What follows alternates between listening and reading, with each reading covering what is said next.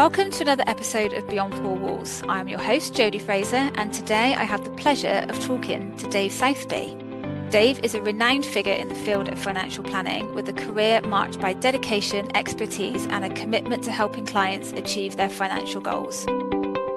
As the founder of Dave Southby Financial Planning, he brings a wealth of knowledge and experience to the table. Having spent years navigating the complexities of personal finance and investment strategies, Dave's approach is not just about numbers. It's about understanding the unique needs of each client, ensuring they feel supported every step of the way. And in addition to his professional achievements, Dave is a family man who balances his career with the joys and responsibilities of family life following the arrival of his baby boy just a few months ago. His insights into the financial world are broadened by his personal experiences and values, making him a relatable and trusted advisor. And recently, Dave was honoured with a prestigious award recognising his contributions and excellence in the field of financial planning, and his thoughts on issues like leasehold mortgages, which we will talk about briefly, are both insightful and forward-thinking, offering valuable perspectives in an ever-evolving market. Dave, welcome. Thank you for being here. That was Hello. lovely. Thank you. You got it all then. You got everything that I sent you. Absolutely. I'll take the financial assistance later. Can you tell me a bit about your journey into why did you want to be a financial planner? Tell me the story. Yeah, of course. I mean, a bit of a long one, really. So prior to retraining as a financial advisor, I worked in the motor trade. So I started life out as an apprentice technician. Loved it, but no, I didn't want to do it for the rest of my life. But I kind of just, my dad was always like, get a trade, get something under your belt. So I did that, and it was brilliant. But then kind of progressed and moved into sales, and I'd always done part-time jobs with customer service jobs, and I wanted to do something more focused in that role. Went into being sort of car sales, and I hate saying that, but did that. And basically within the dealership, there's a role called a business manager, and effectively it's the role of helping people, with car finance, with all the other extras, the gap insurance, all that stuff that people hate. But do you know what? I loved it. I love working with finance in that element. I loved working with people and trying to find solutions to their problems. And I wanted to grow that, really, and I wanted to develop it. Now, I retrained when I was 28, so I was kind of looking at my options, and I got to a point where I kind of thought, well, I'm too old to be a kind of a trainee, and and I don't have the experience for people to kind of take me on. So I was kind of looking at my options, and then COVID happened. So it gave me the opportunity to kind of just take a bit of time out and kind of say, right, what do I want to do? How am I going to do it? And I went through the kind of interview stages with the St James's Place Academy. They at the time were one of the best. I know that there's a lot of academies out there now, but at the time they were kind of one of the best. They still are. And so I did all my qualifications, retrained, and launched my business in 2021. So I've been self-employed for 3.5 years, but 6 months of doing my exams. So I've now been running my business for just over 3 years now.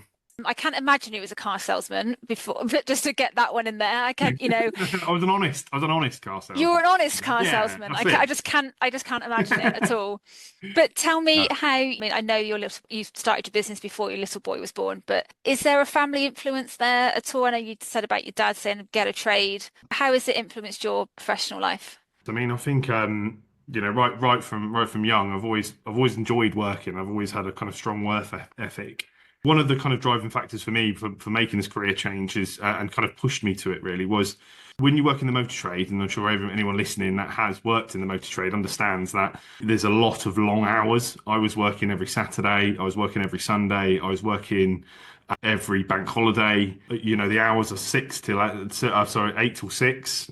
You spend a lot of time away from your family. I've missed out on a lot of things that I wanted to do, and it kind of got to a point where I was like, I can't do this forever. And me and Bex wanted to have a family. We wanted to kind of settle down. And I knew that I needed to take a bit more control back of my working life. Running your own business, I'll be honest, I probably work just as many hours now. Well, yeah, there is that. I was about to say, but at the same time, you kind of you choose and you do have a bit more flexibility over what we did. I used to hate it when, you used to not have a lunch break, or, you used to come in early and you could ask the boss, oh, can I leave Mm. half an hour early because of X, Y, and Z? And they were like, no, you can't do Yeah. that. So, and having, and just trying to just take a little bit of control back, I think, to have more time with friends and family. And then obviously now Stanley's come along, that's much more important to me now as well. Well, absolutely. But can you talk to me a little bit about some of the challenges that you faced? I mean, going from the motor trade into, the financial planning side of things, were there, I mean, the thought of doing exams now gives me shivers. Yeah. W was that challenging for you, or are there any other challenges that, came across your desk ultimately? Yeah, I think in terms of the actual transition, dare I say, actually, I found it fairly easy to a degree. I'm a bit of a geek at heart, so I actually quite enjoyed the exams and learning kind of new stuff. And the sort of the day to day of dealing with clients, trying to find the solutions, prospecting, that side of things was kind of come naturally for me for my experience. But running a business was completely new, and that kind Mm, of hit me, like a train. You're all of a sudden you're kind of out in this big wide world. You've got the ups and downs of running a business. You've got the times where you have months where you don't, cash flow is really tight. You've got to go out there and you've got to kind of, prospect, and you've got to get people to kind of buy into you. And, especially in the early days when, I was kind of fresh out of just being trained and having my own mm, business, and people saying, "Well, why should we trust you? You've got no experience. You were kind of from the motor trade. So it takes so it took. I think that I found was quite challenging to try and actually sort of run a business in the sense of kind of cash flow and the emotions that come with that. Um, but you would hope that over time, the longer that you are in business, and it's all about kind of consistency and persistence, really. If you mm. kind of just keep doing the stuff that you know is going to work, but sometimes it doesn't, don't blame yourself for it. Just kind of keep going with it. Yeah. And you do tend to find that, things do work out eventually, but, in the short term, it doesn't feel like that sometimes. Yeah, I get that. So why your own business then? Why didn't you do your training and then just go and work for somebody? What was the pull for having your own business, or was that always the plan? Yeah, no, it wasn't, to be honest. And actually, I had a couple of interviews with financial advisor kind of practices to go in as an advisor. Mm, I think, to be honest, because of my working time within the motor trade and the amount of hours that I worked, and just the amount of pressure that working for someone to put on me, I guess I kind of had like a bad experience of like having that, being in that sort of environment. And I kind of just thought, well, sometimes I looked at other people and I kind of thought, well, why can't I run a business mm, successfully myself? I've always, when I did A levels, I only completed one A level, which I hate to say, but that was in business studies because I loved it. I loved just the yeah. of business, and so yeah, that was kind of uh, yeah, contributed to it. So yeah, so basically, having just wanting to have that element of control and building something which is mine. Yeah. It's kind of my, I suppose everyone that's got their own business, it's their little baby, isn't it? Or big Absolutely baby, some of is. them. Yeah. Yep. Um, Yeah. but but yeah, and it's you feel really passionate about it, and you've got this kind of weird love for your business and what you do, and you kind of you just want to kind of see it grow and do well. Going back to challenges a little bit, you've said to me in the past that some people, because you're such a young man, early 30s, is it? Or are you just Uh, 30? no, no, no, 32. You're 32. Yeah. Yeah. I mean, but you said to me before that people think, you're a bit young, Mm, and yeah. you're talking about my retirement, but you're only 32 kind of thing. And Yeah. obviously you've been doing this 3.5 years, so you're only in your 20s when that was you originally started. I mean, is that still an issue, or do you think you've built that reputation now that it's not so much of a problem? Yeah, I think I'm sort of building that reputation. I remember one time I walked into a client's house and they looked at me, and before I'd even been able to walk in the door, they were like, "You're qualified to do this, aren't you?" And I was like, "Yes, I am qualified to do this." And but yeah, I think a lot of people do look at me and they're going to say, "Oh, well, you're young. How have you got the experience?" It was difficult, but then I think the longer you are in business, and the longer that people can see that you've been established, and obviously Mm. they can see everything else that you're kind of doing around it. That I guess that that reputation and trust does come before people sort of pick up the phone. But Yeah. initially, there's nothing to kind of have that they can't base their opinion on anything, so they've kind Mm. of it's very raw. So yeah, it's definitely getting better. But Good. I do still think sometimes people do kind of look at me a little bit funny. But yeah, but you get over that quite quickly, especially when you start talking to people and they hopefully realise that I do know what I'm talking about. Well, you absolutely do, and I'd recommend you to anyone. So, how do you think your approach then to financial planning sets you apart from other people, other companies? Any tips there? Yeah, I mean, well, I think there's almost two things now. One point is that a lot of people kind of comment on how kind of down to earth and kind of laid back and relaxed that I am with Hmm. a lot of things. I'm not kind of suited and booted. Obviously I'm smart for clients, but I don't, and I think a lot, I would say that we're very approachable in the way that we are. We do tend to help a lot of clients with all aspects, even kind of areas where we might not necessarily be able to help them. We'll always try and signpost them to the right places, and we'll always, Mm. and people do kind of, I guess, feel that we are. Well, I'm a quite a laid back person, and and the other approach is that we try and give back and do so much for charity in our local community. I feel that as a business, I think that that sets us apart from a lot of other businesses within our sector because we really do care about our local community. We care about the environment. We support charities. We kind of do everything that we can to hopefully try and make our small part of the world a better place. Yeah. And I think that that resonates quite a lot with clients as well because they can see that we are trying to really make an impact, not just for them and their lives, but also, for other people in the local community as well. Yeah. Oh, that's lovely. And kind of moving on slightly from that, and I know you don't. I will put the caveat in that you don't do leasehold mortgages, so Yeah. I will get that in there. But I talk a lot about the bigger picture of if somebody were to want to buy their first home, it happens to be a flat, a leasehold flat, but it's not just about buying that property. I think there's a lot of issues around knowledge of or specific knowledge for the estate agent around the leasehold property. Are they asking the right questions? Are they of the agent and that sort of thing? They're moving on to the solicitor as the conveyancing solicitor, as a specialist or have an understanding of leasehold and it extends to mortgages as well. And give financial planning when buying into a leasehold property, we get a lot of issues come back to us as the agent whereby, the solicitor didn't pass on that there was going to be a £10,000 levy, which had been agreed, and this poor person had come in, and yes, they can afford the mortgage, but some people don't even know that there's a service charge. In terms of financial planning, do you help people navigate that sort of drama ultimately? Yeah.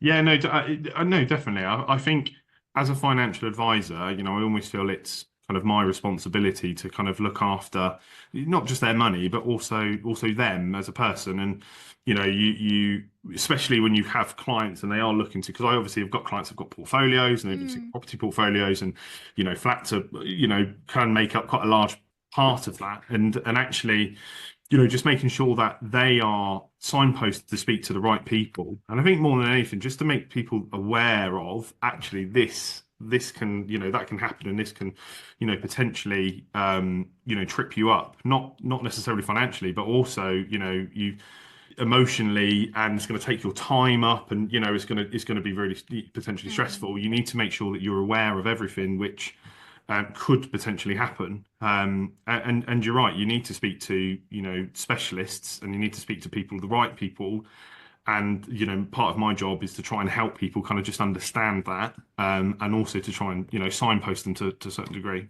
Yeah, definitely. I mean, I always find it so, in some respects, it's frustrating because you put all of the effort into managing a block of flats to the best of your ability, and then ultimately you get the blame if somebody doesn't know something that was completely out of your Yeah. control. And it is something that I'm hoping that over the next 12 months I can, with things like the podcasts and LinkedIn and, blogs and that sort of thing, I can start to educate a bit more. But, do you offer mortgages in general, or is it just more of what are your services around sort of financial planning?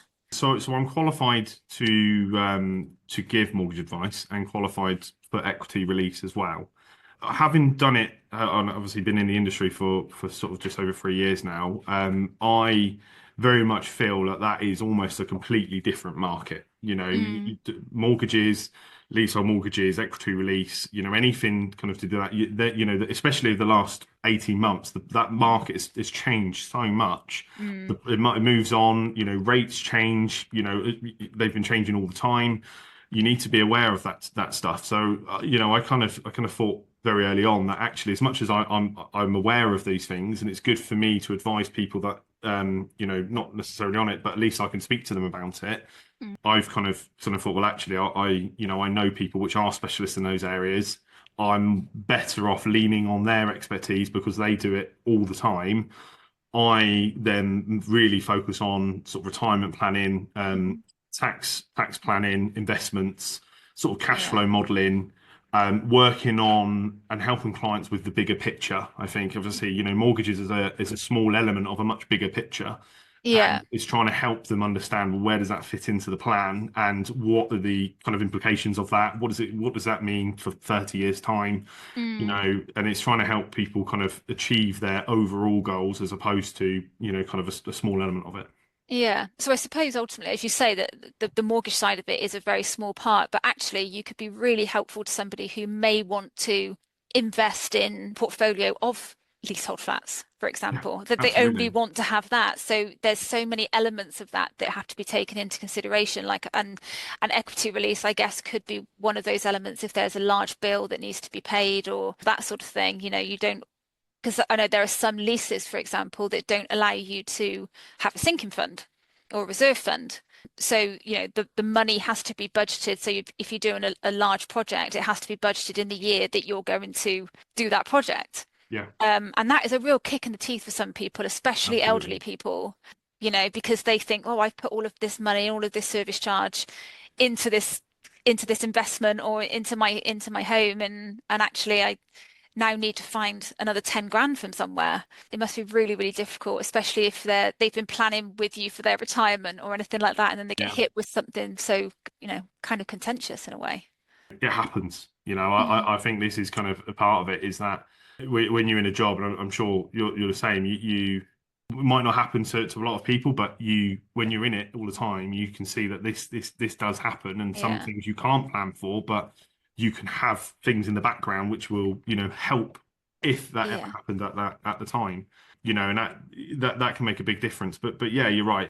This sort of stuff can have a huge impact on people's overall plans, and they're especially kind of vector release and that sort of areas that is coming more and more into the limelight, and more people are looking to potentially do that sort of thing for different reasons.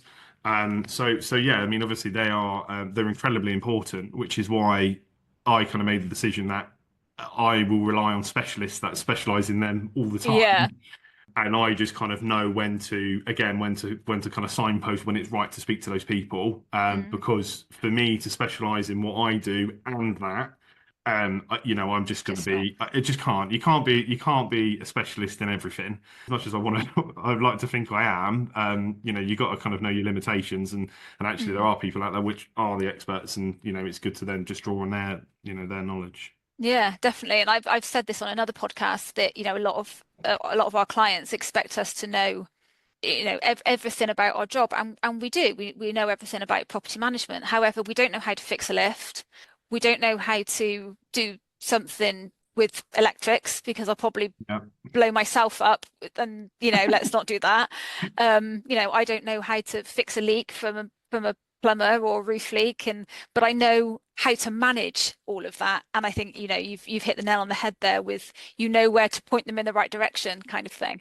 Yeah, absolutely. And I think that's a skill in itself, to be honest, to Mm, know to know your limits, to recognize it, and to bring other people in. And there's nothing wrong with that. And the more that I've been running a business and obviously being a financial advisor, you get used to kind of what you're good at and get into mm, your lane. And actually, there's nothing wrong with bringing other people in, which will just add to your service. It's not taking it away. You're almost just mm. adding to it, and that's Yeah, kind of just almost like flipping it on its head. And if you view it that way, then what's wrong with that?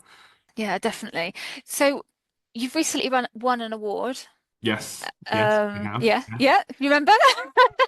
Yeah, no, it feels so Feels like long a ago lifetime now. ago. It feels like, Um, yeah. yeah. So tell me about the award, what it means to you, the whole shebang. So we won the Positive Business Award at the Business Exchange Awards recently, last month. As I said before, we do so much for the local community, for charity partners, we help for the environment, and really the award was uh, for just recognition, I guess, for us to kind of to say that how much we are doing, and actually, we are being recognised as a business within the Southwest of, not just kind of trying to do these things, but almost excelling and Mm, being kind of almost being a leader in that area. I do play it down, and I don't like kind of talking about myself and how kind of things are going, but I am incredibly proud of it, and I'm incredibly proud of, everyone that's been involved. And it's yeah, it's we don't do it for awards, but it is, it's lovely to be recognised for it. yeah, definitely. And everything you do, I say around charity and everything you do for your community, it stands you apart from other people. It really does. So keep going. Thank you. How do you measure success then in your career? Do you have weekly, monthly targets or anything like that you put into when I hit that, then I will be successful? If you've got that going on, or how do you measure it? That's a really difficult question, and I would probably say that since Stanley, which is my son, I think that the way that I measure success has changed a little bit. Before it was kind of go, go, go, business growth.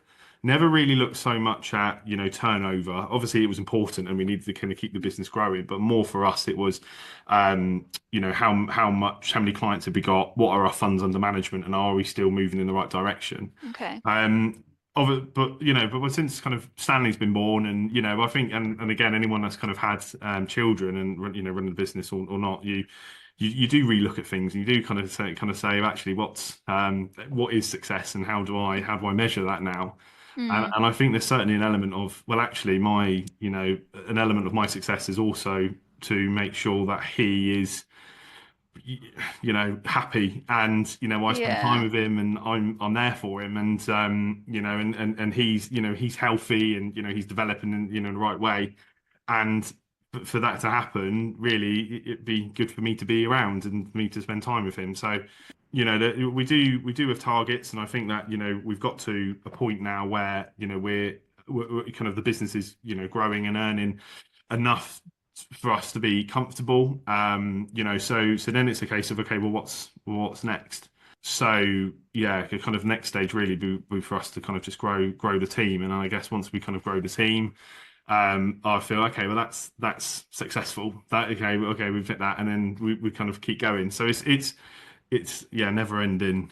I think it's Mm, kind of never ending really. I don't really have kind of targets per se. It's no. keep going, Just keep going. keep going. Um, Yeah. so you said there about growing the team and everything. Are there any other future goals that you have in mind? Well, I want to increase the amount of advisors that we've got within our team. So at the moment, it's just me basically going out and advising clients, which is fantastic, and I've got a great back office team to support me. But there is going to get to a point where I'm going to obviously reach my limit, and we don't want to take clients on without having the promise of being able to look after them, properly. Of I course. never wanted to do that, but inevitably we are going to get to that point. So what we would like to do is obviously take on. Eventually, I would like to have sort of two or three advisors which have the same ethos as us and want to kind of give back and really care about what they're doing. So then we can effectively expand, kind of expand our reach, so to speak, and kind of expand the amount of clients that we can help. Oh, that's exciting. That'd be good to watch. And Thank obviously you. expand your services potentially and that sort of thing. So yeah, see how Absolutely. see how it Yeah. all goes. Yeah, no, it'd be good. I mean, obviously, we've always thought about having that mortgage specialist in-house, Mm, which would be really, which would just be amazing. So that would potentially be something that we look at. But obviously, at the moment, because we're quite busy in kind of the area that we specialise in, mm. it's kind of making sure that that part of things is established. Yeah, and We running look at kind of smoothly before you start trying to do yeah, that's something it else. exactly. Yeah, yeah. Don't yeah, don't run before you can walk, sort of Well, thing. absolutely. And I've made that mistake multiple times thinking, oh, that sounds exciting. That'd be really great for my clients if I could offer that. And then actually realize that, as much as I had every good intention to do it Yeah. all really well, I just couldn't keep up with it all. And it's nothing's ever done in my world, if you like, it's always done to try and help. And then I take on too much and then I panic and then, it all just goes a little bit wrong. But it's always with good intent, so that's good. Can you share a mentor or somebody who's influenced your career or anything like that? Anyone special in that respect in your life that's helped you get to where you are today? To me, it's got to be my wife. No, she's I have lots of kind of weird and wonderful ideas. I'm a man of projects, and like most men, I imagine, very much every single time it's like, yeah, okay, well, I'll support you. I'm with you 100%, and she kind of allows me to kind of Mm, grow and obviously, trying to start the business, you spend lots of hours and this weekend work that you have to put the work in mm, to kind of get a business off the ground. And she's just always been there to kind of support me, which has been great. And then obviously she's now obviously looking after Stanley, which is brilliant as well. So yeah, yeah, if it wasn't for her being so understanding, I don't think yeah. I'd be where I was. And also, I'm surprised she's still with me after working in the motor trade. And she never told me. Maybe that was why. I don't know. But All right, you should have to put up with you every day, or maybe very maybe that's long every it. Yeah, day. maybe that's it. Maybe that's the key. Oh, I'm But sure yeah, I it's not. think she's been great. But I mean, obviously through this journey, you meet so many amazing people, and just being self-employed and going networking. Obviously, when I was employed, I never used to do that. But you meet lots of new people, and obviously they've all got their own stories, Of all course. excelling in their own parts of their life, and it's just great to be associated with so many amazing people and that have helped me get to where I am in my journey, Yeah. including you, Jodie. Oh, bless you. That's really sweet. Not to take anything away from your wife, obviously, because, you know, No, you no. know, bless her. What would you say is the most rewarding part of your job? For me, it's definitely helping clients. I've helped a few clients now kind of get to where they want to be financially, and not just the finances. It's more about the person and their personal goals. Mm, Being able to have a conversation with someone, and you get to a point you say, well, actually, you can retire now. We've got to the point of where you want to be financially. We've got to your goals. Obviously, it's not the end of our relationship because there's now the kind of the second part of it, mm, but we are where you want to be. So you can now go off and you can retire. I've had some people that have been saving for kind of lifelong holidays, and now they've been able to kind of have the realization that they can.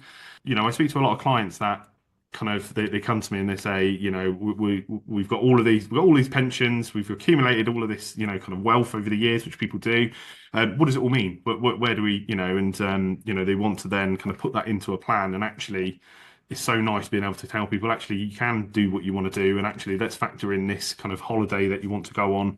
If you want to give money to kids or grandchildren, let's factor that into the plan. And when they're then able to do that, I just think it's so rewarding. There's no better feeling.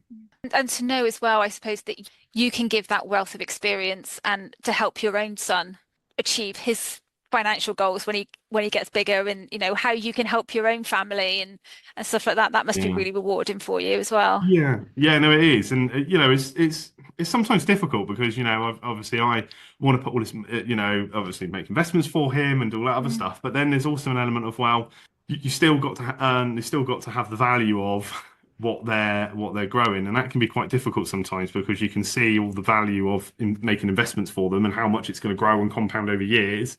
But then actually, coming on my own experience, wasn't given anything. I had to build everything myself, and Mm. actually, am I where I am because of that? And if I was kind of given lots of things, which a parent, it sounds great to do that, but actually, is it giving the right impression? So hopefully, yeah, hopefully he can see kind of how hard it, working and building a Yeah. business and, other skills, which he would hopefully be able to see. Maybe it's just don't tell him. Do all the Yeah. investments and everything, but just don't tell him until he's like 30 Yeah, or something. that's a bit more difficult. Yeah, yeah, Yeah. exactly. But So you're right. I mean, it's a like with junior ISIS, for example. I speak to a lot of clients, and they kind of say, you're going to put this money away from them, but they will get it at 18. Think of you as an 18-year-old having a lump of yeah. money coming in. Is there potentially other ways? Obviously, everyone's different, and yeah, but it is, there is it's a consideration which maybe some people often overlook. Yeah, I mean, I've got a junior ISA for her, and I think it's 16 that hers comes out. So I might have to come and talk to you about what maybe I should do with it if a junior ISA isn't the best plan. Yeah, Yeah, 16-year-old me was, yeah, probably not ideal if I think about it that way. But yeah. can you share a memorable success story that you've had with a client or anything like that? Obviously, no names, but because of GDPR, but Yeah, of anything that course. Yeah. jumps out at you that you're really happy that something happened for a particular client. There's been a lot. I mean, there Mm. has been quite a few, and there was one I think which was the first person that I could say basically could retire. And I'll be honest, this really wasn't anything that I did. This was me just helping them realise it in their plan, which I guess is part of it. But they did all Mm. the work and accumulated, their investments. But there was a guy, a gentleman that basically he was saying, right, I want to retire as soon as possible. I've got 5 years in my mind. He had kind of, sort of health kind of related problems. So, time was more important to him than money. And I think, and we kind of sat down, went through kind of all the work, and showed him the plan and how we can draw it out tax efficiently, etc. But basically, he could retire immediately, and because he had so many different pensions and they were so fragmented, he never had the vision to put them all together. Never Okay. had the kind of vision of going, actually, what does it all mean if we put them together? They hadn't taken his wife's kind of finances into account, and actually, once you kind of look at everything as an overall, they were in a far better place than what they did, and so that was really nice because it was the first one. But I didn't do anything apart from help them kind of realise what it all meant, which is obviously a big part of the job. But Yeah. obviously, I didn't do any investments for him, anything like that. But help them realize what they had and what it could be for them, which for him was, retiring sooner and buying some time back. Oh, that's lovely though. That feeling must be nothing else like it, and in a work concept. But yeah, how lovely. Is there anything that you've had to handle that's been quite difficult and that you've had to help a client through? Yeah, I mean, there's one that come to mind, and there was a client that I was working with only for sort of 6 months or so, and I had a phone call from her, and basically her husband was diagnosed with cancer, and one of the first, it was kind of not nice, but one of the first conversations, one of the first phone calls she made after diagnosis was to me, and it was, Dave, can you come round? This has just happened. They're going to have to be off work for treatment. Are Mm. we going to be okay financially? And you might think, well, you're not going to bring your financial advisor after that, but actually, it was quite a nice thing to say. Well, actually, the first thought that went through their mind was, actually, we need someone that we can trust in this situation. We need to ask them, are we going to be okay financially to help us Mm. through this? And it was lovely because, and so I kind of went around there, and obviously we talked through it, and actually we worked out their finances to kind of say, actually, we've got the finances, your finances are fine, focus on getting better and spending time with each other, because Yeah. that's the most important thing. Yeah, that always sticks in my mind. Neil, my colleague at the time, was like, why would you ring your financial advisor? And actually, when you kind of explain it, of course, it makes perfect sense. And it was just nice that I had that relationship with them for them to, Mm. trust me. And obviously, I don't know if this is a service that you provide. Obviously, correct me if I'm wrong here, but if they weren't okay financially, is that something that you could have helped them with, point them in the right direction in terms of not necessarily benefits maybe, but, how they could work things around to try and help them a little bit more? Is that something you could do? Yeah, absolutely. Yeah, so that's where the signposting comes back, Right. and that's potentially signposting equity release maybe, or having conversations around, okay, well, what other assets have you got? What can we have a look at doing? Kind of strip everything back, kind of find out what is most important, to then try and kind of layer in what you have got to see how far we Yeah. are to it. We do generally go above and beyond for a lot of our clients, and we would spend a lot of time commercially it not making any sense for us as a business, but for us, if they're clients, then we really do everything that we possibly can to try and support them in any way possible. Honestly, not just you, Dave, but obviously the company that you're building is just sound incredible, and I hope that your business continues to Thank thrive. you. And before I let you go, and thank you again for your time, is there any advice that you would give to somebody who wants to start out in the financial planning industry? The options available to someone wanting to kind of retrain now are very good, and there's a lot of the kind of larger wealth management companies and providers that are now have academies. So I would just recommend you do your due diligence. That everyone has there's pros and cons with all the different academies, with all the different providers. There are lots of companies out there which are looking for good people, and if you're not from the industry, then take the initiative and just reach out to these companies that you feel that you want to be part of. The people that run those businesses are looking for people that are going to take the initiative, and if Yeah. you're just taking that next step to kind of follow the companies that you want to work for and align to, get in touch with them and just see if there's any opportunities, because no one will ever pass up the right person and with the right attitude. So Yeah. so just I would almost just say, just put yourself out there, make a Absolutely. jump. It's always about people, isn't it? Everything else can Absolutely. you can teach a job. You can teach somebody how to do a job. And I say that in my industry as well. When I was recruiting, it was very much about the people and how they would be with the clients. And everything else can be, it's getting that balance right a lot of the time. So thank you again. How can people find you if they wish to do so? So if they wish to do so, then you can go on to our website, which is Dave Southby Financial Planning, or you can email me directly, which is dave.southby@sjpp.co.uk. I'll put it all in the show notes anyway, so people can just easily click. But thank Yeah, you very much. brilliant. It's No, been a thank you. pleasure to chat, and I'll Yeah, it's catch been up with great. you soon.